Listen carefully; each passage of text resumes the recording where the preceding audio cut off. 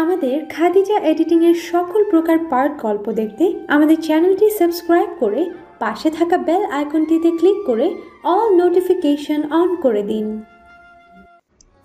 এটা আবার কেমন প্রশ্ন করলেন আপনি নাজিফা? বলুন না, আপনি কি আমায় ভালোবাসেন না?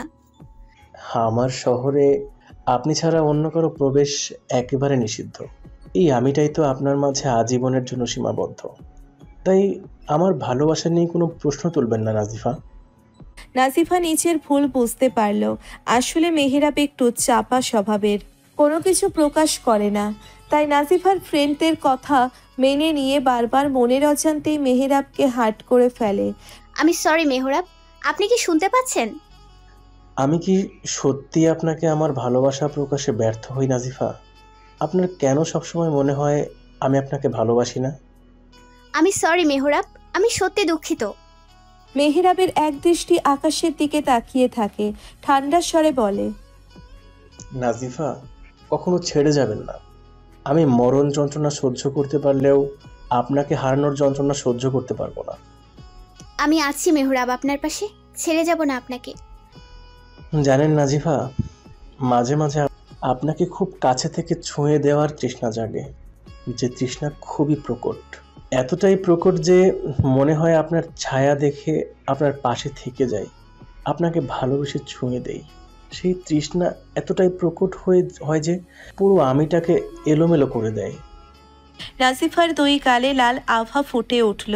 কি সব বলছে এই লোক, মাথা গেল নাকি? এমন আবেগ মাখা কথা তো এতদিন বলেনি। হঠাৎ কি হলো এই লোকের? দেখুন, আজ আমি বড্ড এলোমেলো হয়ে গিয়েছি। কি বলতে কি বলছি। আপনি কি লজ্জা পাচ্ছেন? আপনার গাল কি লাল হয়ে যাচ্ছে? আপনি প্লিজ লজ্জা পাবেন না। আপনি লজ্জা পেলে আমার হিংসে হয়। যেখানে আমি আপনার গাল হতে যত্নে ছুঁয়ে দিতে পারি না, সেখানে তারা আপনার গালে নিমিষেই ছেয়ে যায়। নাজিফা কিছু বলল না। নীরবতা ভেঙে মেহেরাব বলল, শুনুন, শাড়িতে আপনাকে আগুন সুন্দরী মনে হয়। যেই সৌন্দর্যের দিকে দৃষ্টি নিক্ষেপ করলে চোখ ঝলসে যায়, হৃদয় জুড়ে শিহরণ জাগে। আপনি আর কোনোদিন আমার সামনে শাড়ি পরে আসবেন না তো। একদম আপনাকে আমার বউ রূপে বাসর রাতে শাড়ি পরা দেখতে চাই। কারণ সেদিন না চাইলেও আপনি পুরোপুরি আমার, আপনার সব কিছু আমার। নাজিফা কল কেটে দিয়ে বড় বড় শ্বাস ফেলল। একই রূপ দেখল সে মেহেরাবের। এতদিন তো এমন কোনো কথা বলেনি। কাল কেটেই বারান্দায় দাঁড়িয়ে রইল মেহেরাব। বড্ড বেশি ভালোবাসে সেই মেয়েকে। সেদিন যখন শাড়ি পরে এসেছিল তখন নিজেকে সামলে নেওয়া কঠিন হয়ে গিয়েছিল।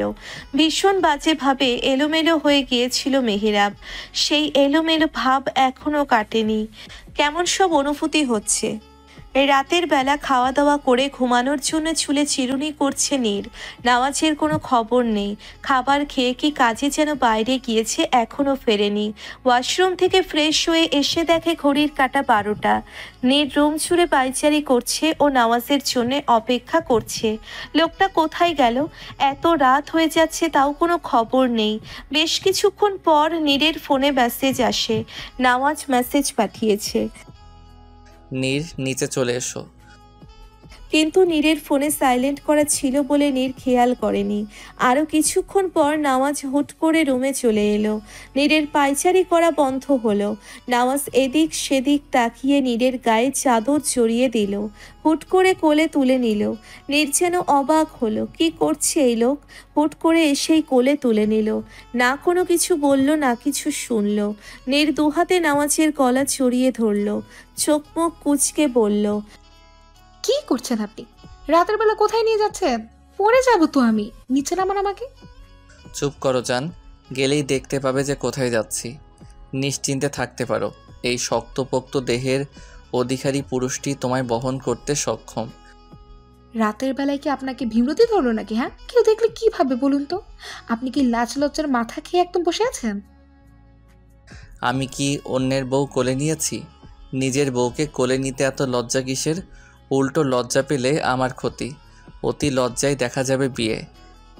নীর লজ্জা পেল, দুঠোঁট উচ্চারণ করলো, আচ্ছা আমাকে নামিয়ে দিন, আমি যেতে পারবো তো। এখন যদি কেউ দেখে ফেলে তখন আপনার তো কোনো লজ্জা লাগবে না, উল্টো আমার লজ্জা পেতে হবে। নীরের কথায় নওয়াজ বাঁকা হাসে, চোখ ছোট ছোট করে বলে, এখন কেউ দেখবে না। আর এত লজ্জা পাও কেন? অবশ্য ভুলটা আমারই। আমি এতদিন তোমার লজ্জা ভাঙানোর জন্য কোনো স্টেপ গ্রহণ করতে পারলাম না।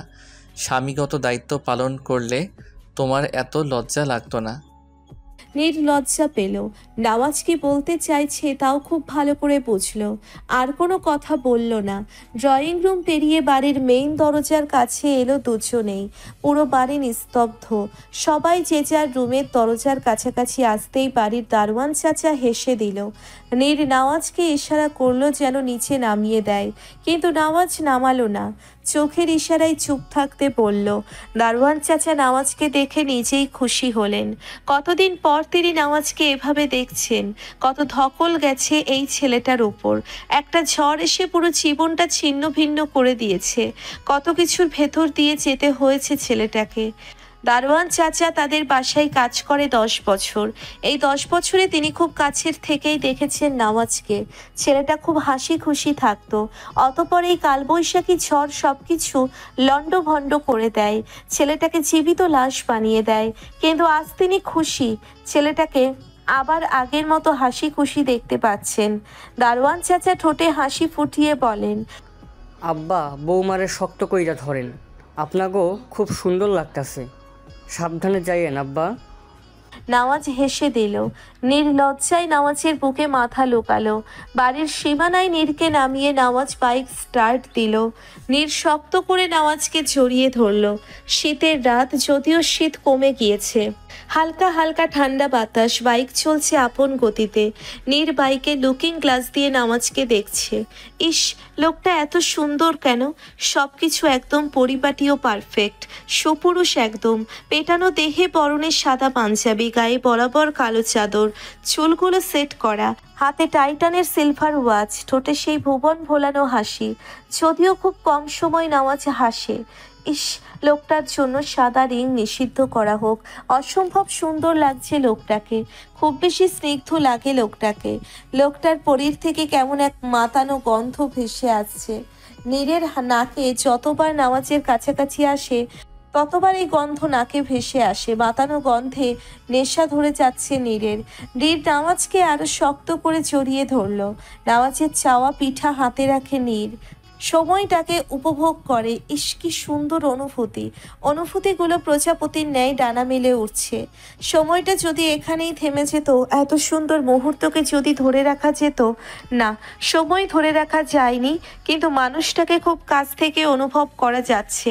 নীরের মনে হচ্ছে এই যাত্রা যেন শেষ না হয়, পথ যেন চলতেই থাকে, আর সে নওয়াজকে অনুভব করতে থাকে।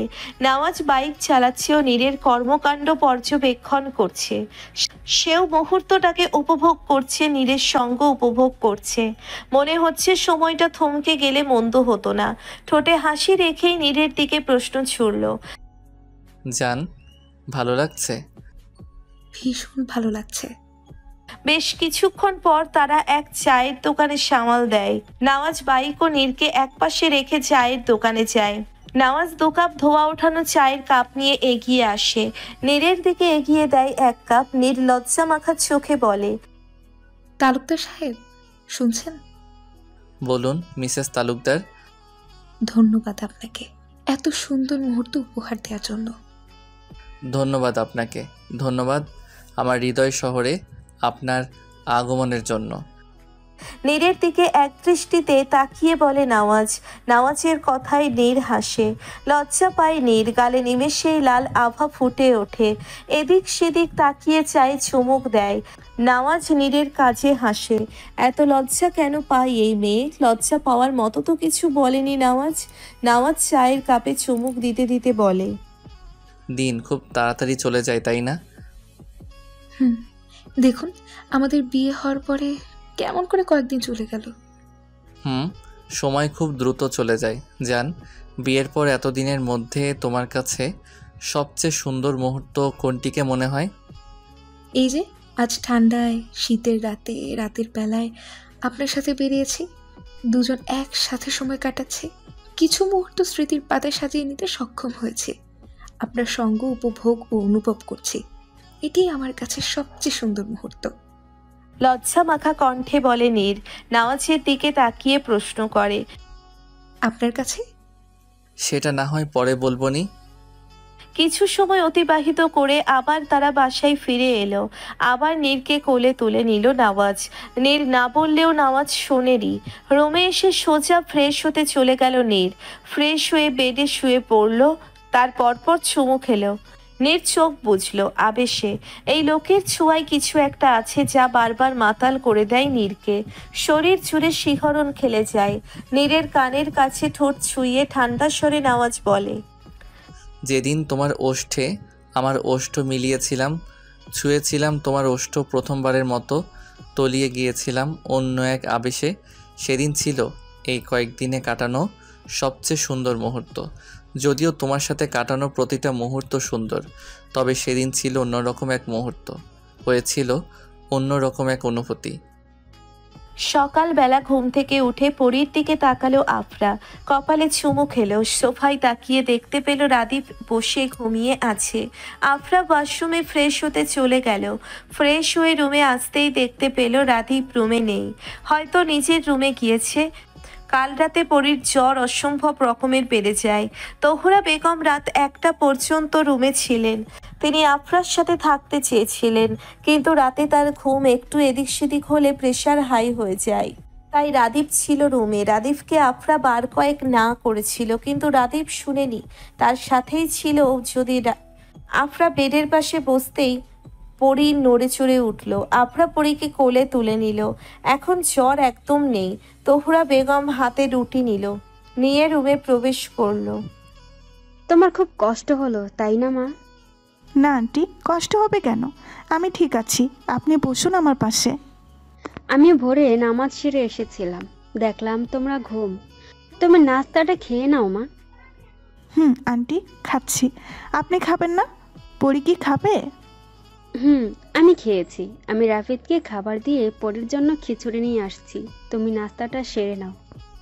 কেটে গেছে আরো 3 দিন। নীর নিজের অ্যাডমিশন প্রিপারেশন নিয়ে খুব ব্যস্ত।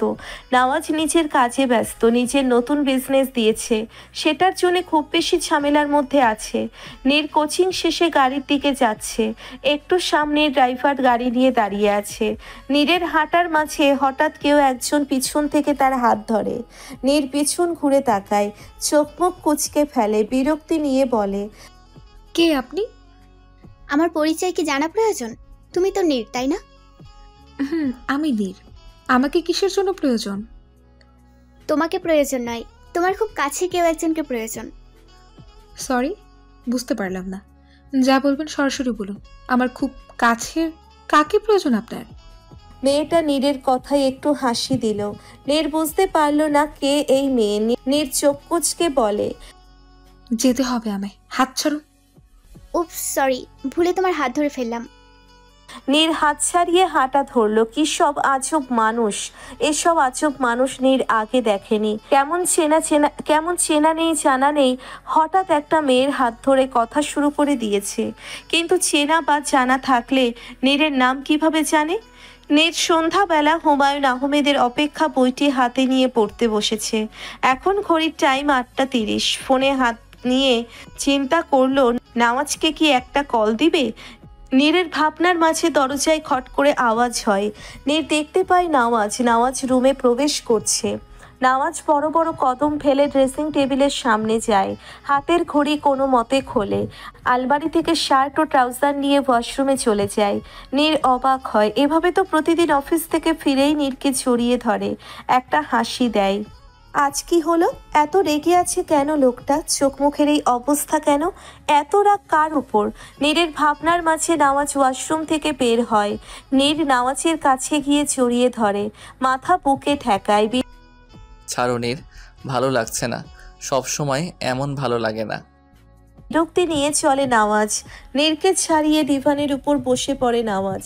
আবার অবাক হয় নীর, আজ এমন করছে কেন লোকটা? কেমন করে কথা বলল? সে তো একটু চিরিয়ে ধরেছিল, এত বেশি রিয়্যাক্ট করার কি প্রয়োজন? নীর নিজেকে সামলে নিয়ে কিচেনে চলে যায়। নীর কিচেন থেকে এক মগ কফি নিয়ে আসে।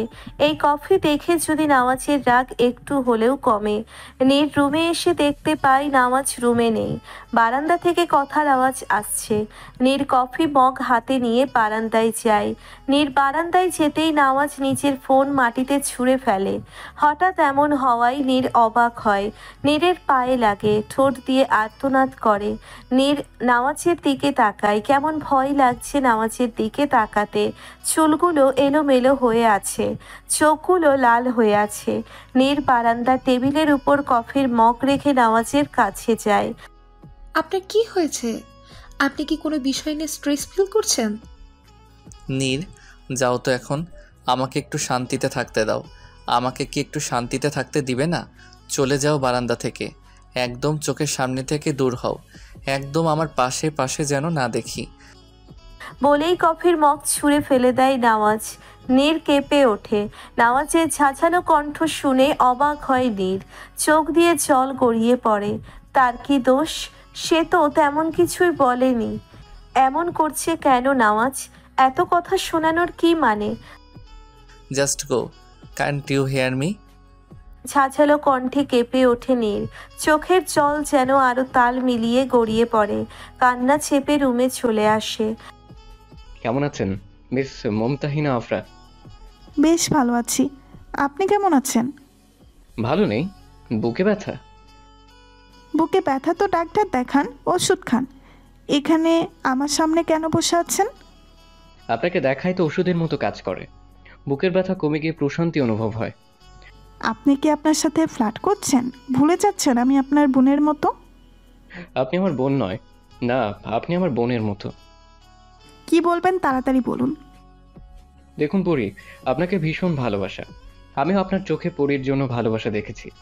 আমার মাও আপনাকে ভীষণ ভালোবাসে। আমি জানি। তো এই কথা বলার জন্য আমাকে আর্জেন্ট আসতে বলেছেন? রাদীপ কেমন ঘেমে যাচ্ছে। এসি অন, তাও মনে হচ্ছে গরমে শেষ হয়ে যাচ্ছে। এত এত বড় বড় মানুষের সাথে মিটিং করেছে, কিন্তু আজ কেমন যেন বেশি নার্ভাস মনে হচ্ছে। রাদীপের চুপ থাকা দেখে আফরা বিরক্ত হয়। কখন থেকে এই সেই বলে যাচ্ছে, কাজের কথা কিচ্ছু বলছে না। আফরার দিকে তাকিয়ে রাদীপ বলে, বিয়ে করবেন আমায় আফরা? আফরা থমকে যায়। কি শুনছে সে? তার সাথে কি মজা করছে নাকি? পাগল টাগল হয়ে গেল নাকি? দেখুন, আপনি না করবেন না। পরি আপনাকে ভীষণ ভালোবাসে, আপনাকে মা হিসেবে দেখতে চায়। ও, আপনি পরীর জন্য মা চাচ্ছেন? আপনি ভুল বুঝছেন। আমি ঠিক বুঝছি। রাদীপ কি বলবে বুঝতে পারে না। নিজেকে সামলে নিয়ে গড়গড় করে বলে, আমি নিজের জন্য বউ চাচ্ছি। দেখুন, না করবেন না প্লিজ। বউকে জড়িয়ে ধরে ঘুমানোর বয়সে পাশ পালিশ ধরে ঘুমোচ্ছি। প্লিজ রাজি হয়ে যান। আমার বউকে আমার কাছে ফিরিয়ে দেন। আফরা হাসবে না কাঁদবে বুঝতে পারছে না। আজ পর্যন্ত এভাবে কাউকে কখনো প্রপোজ করতে দেখেনি সে। কেমন তবদা লেগে গিয়েছে, মুখ দিয়ে কোনো উচ্চারণ বের হচ্ছে না। দেখুন আফরা, না বলবেন না। আর কিছু বলার আছে আপনার? রাদীপ জিভ দিয়ে ঠোঁট ভেজায়। এত কিছু বলে ফেললো, কিন্তু আসল কথা তো বলা হলো না। রাদীপকে চুপ থাকতে দেখে আফরা বসা থেকে উঠে হাঁটা ধরে। এই লোক এত কিছু বলছে কিন্তু আসল কথা বলছে না। আফরা বুঝতে পেরেছে যে রাদীপ তাকে কিছু বলতে চাইছে, কিন্তু বলছে না। ভালোবাসি আপনাকে আফরা। আফরা থেমে যায়। ঠোঁটে হাসি ফুটে ওঠে, অন্যরকম অনুভূতি হয়। পেছন ফিরে রাদীপের দিকে তাকায়। বউ হবেন আমার? রেস্টুরেন্টের সবাই বলে সে ইয়েস। আফরা লজ্জা পায়, গাল দুটো লাল হয়ে যায়, হাত পা অবশ হওয়ার উপক্রম। আফরা এগিয়ে এসে রাদীপকে জড়িয়ে ধরে। সবাই একসাথে তালি দেয়, কেউ কেউ তো শীষ বাজায়। আমি আপনার সাথে এখন বাসর করতে চাইনি যে এত লজ্জা পেতে হবে। শুধু বউ হবেন কিনা জিজ্ঞেস করেছি।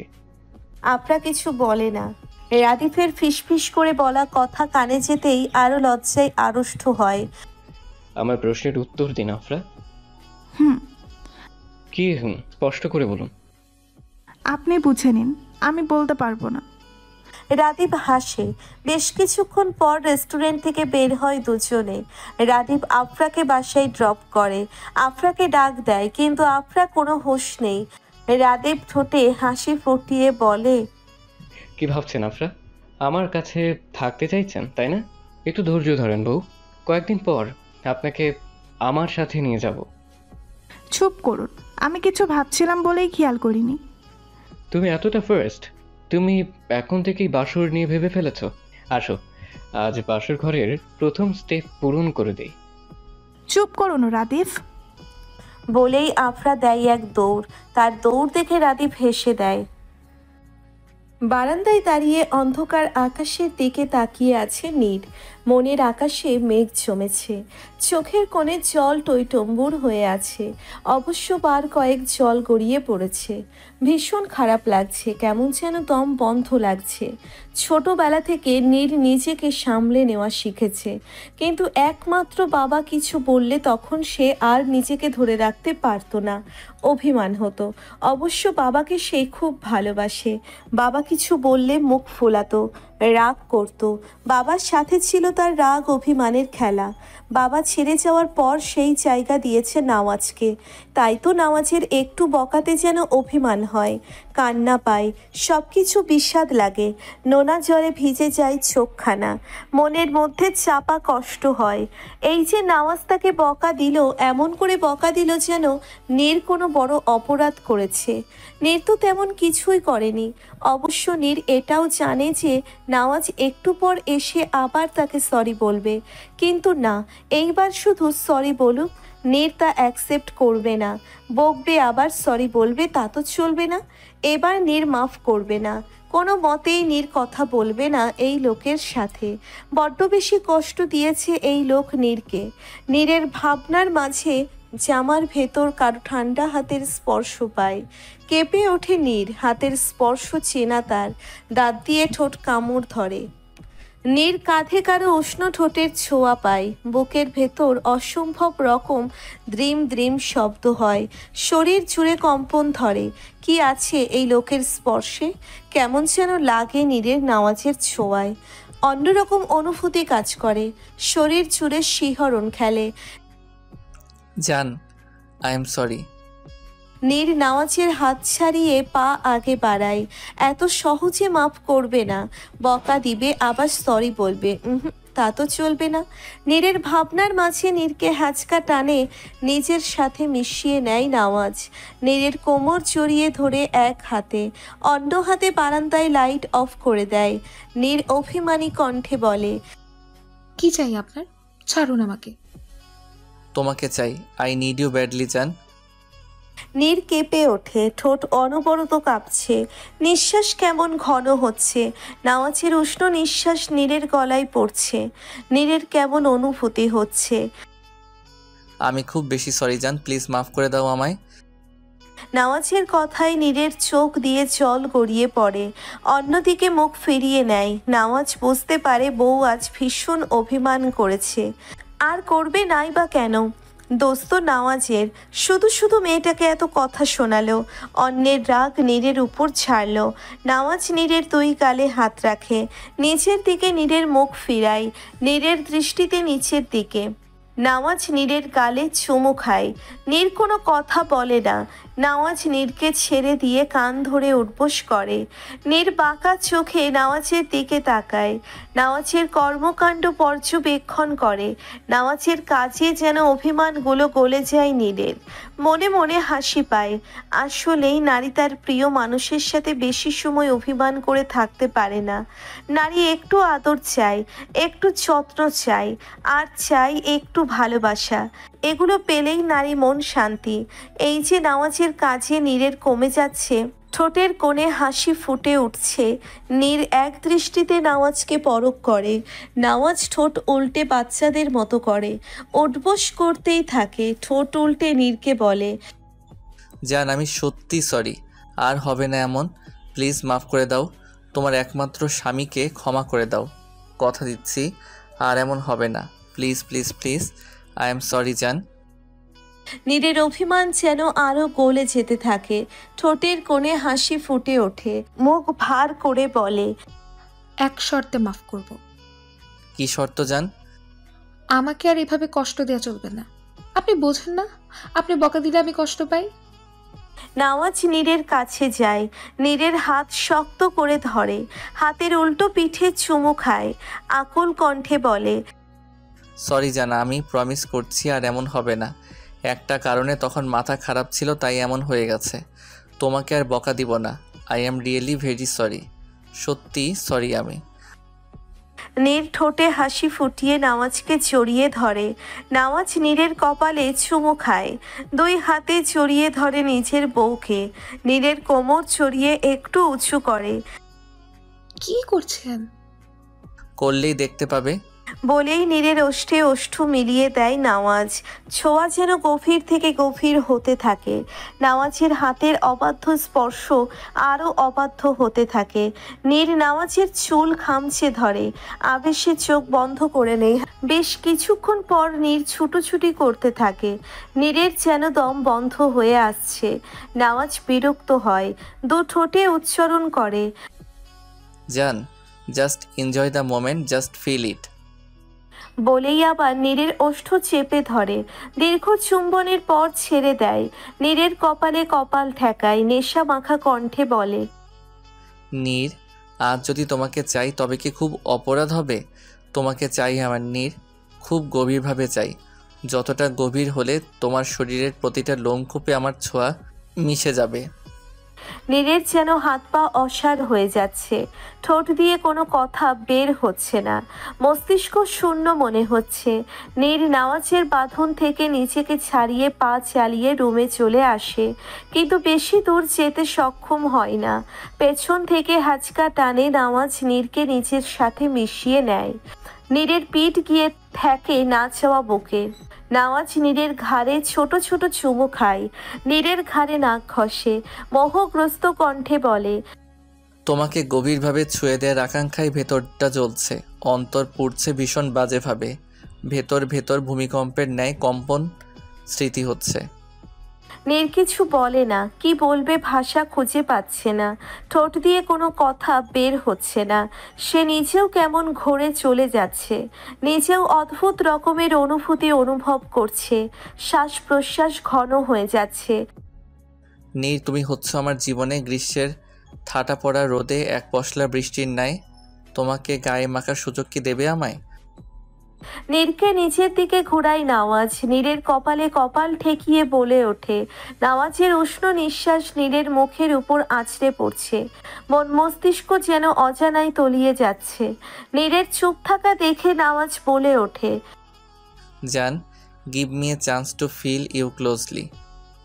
নীর নওয়াজকে জড়িয়ে ধরে, বুকে চুমু খায়। নওয়াজ যেন আরো বেসামাল হয়ে পড়ে, অনুভূতির বেড়াজালে আটকে যায়। পাল্লা দিয়ে অনুভূতিগুলো শরীর জুড়ে ছেয়ে যায়। নীর কাঁপা কাঁপা কণ্ঠে বলে, I also want to feel you. নীরের বলা মাত্রই নওয়াজ নীরকে কোলে তুলে নেয়, বিছানায় শুইয়ে নীরের ওড়না এক টানে ফেলে দেয়, নীরের গলায় মুখ ডুবায়, কানের কাছে ঠোঁট ছুঁয়ে নেশাগ্রস্ত কণ্ঠে বলে, বি রেডি জান। বলেই নীরের ওষ্ঠ চেপে ধরে। নওয়াজের অবাধ্য স্পর্শে নীর কেঁপে ওঠে, অদ্ভুত রকমের অনুভূতি হয়। নওয়াজ ভালোবাসার চাদরে জড়িয়ে যায় নীর, দুজনেই পাড়ি দেয় ভালোবাসার রাজ্যে। সকালবেলা ওয়াশরুম থেকে বেরিয়ে ভূত দেখার মতো অবস্থা মেহেরাবের। কাল থেকেই শরীরটা বেশ ভালো না, জ্বর কাশি ঠান্ডা সব একসাথে, মাথা কেমন ছিমছিম করছে। আপনি এখানে কিভাবে এসেছেন নাজিফা? বাসায় কি বলে এসেছেন? বাসায় জানে আমি ভার্সিটিতে। ভার্সিটি বাদ দিয়ে কেন এসেছেন আপনি? আরে আজকে ক্লাস একটু লেট করে হবে, তাই আপনাকে দেখতে এসেছি। কিন্তু আপনি মনে হয় খুশি হননি। কোথায় মুখে একটু হাসি ফুটিয়ে তুলবেন, তা না করে সিআইডি অফিসারের মতো একের পর এক প্রশ্ন করেই যাচ্ছেন। তাও এভাবে আপনার আসা উচিত হয়নি। আচ্ছা আপনি বলুন তো, আপনি কি খুশি হননি আপনার হবু বউকে দেখে? না, তেমন বিষয় না। আমি শুধু বলেছি আপনার এখানে আসা উচিত হয়নি। আপনি কি একা এসেছেন? আম্মা আপনাকে দেখেছে? আমি একা এসেছি। আন্টি নাকি আপনাদের কোনো আত্মীয়র বাসায় গিয়েছে, আর আঙ্কেল তো কাজে, মৃত্যু বসার ঘরে। মেহেরাব কিছু বলে না। নাজিফা কোমরে দুহাত রেখে মেহেরাবের দিকে তাকিয়ে বলে, আপনার এত জ্বর হলো আর আপনি আমাকে কিছু বললেন না। এটা কেমন বিষয়? আরে তেমন বিষয় না, কিন্তু আপনাকে কে বললো? কে আর? মিতু বলেছে। আপনার ফোনে কল করেছিলাম, মিতু কল রিসিভ করেছে, বলল আপনার জ্বর। আপনি তো আর নিজের মুখে কিছু বলবেন না। জ্বর হয়েছে, বেশি কিছু না, এটা আহামরি কিছু না। আচ্ছা বাদ দিন, বসার রুমে আসুন। নাজিফা কথাটা বলেই সামনের দিকে পা বাড়ায়। পেছন থেকে মেহেরাব তাকে জড়িয়ে ধরে, ফিসফিস করে বলে,